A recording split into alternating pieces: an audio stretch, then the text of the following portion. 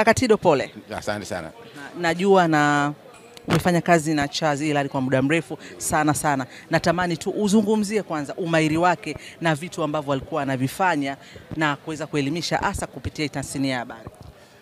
Charles alikuwa na utotoni kwake alijua kwamba kwanza ana kipaji na kwamba alikuwa na sauti nzuri hiyo, na kwa ajili hiyo akataka kuwa mtangazaji.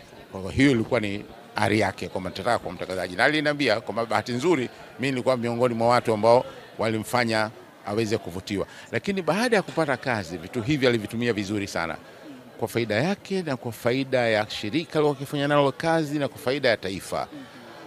Hakuwa tena mtu wa mchezo, hakuwa mtu wa utani anapoingia studio, na ndio maana umeweza kusikia wakati wakizungumza hapa kwamba mfano alikuwa ni mimi nilimpa kuwa mkurugenzi wa UFM radio ya Azam, lakini alikuwa anasoma taarifa habari. Kwa hiyo alikuwa anaweza kuja saa 12 asubuhi asimamie radio yake, lakini akakaa mpaka amalize taarifa habari ya saa 3 na anakaa kibamba. Lakini kwake ilikuwa ni kwamba hii ndio passion yangu, hiki ndio kitu ninachokipenda. Sio kwamba niko hapa kwa sababu nalipwa mshahara.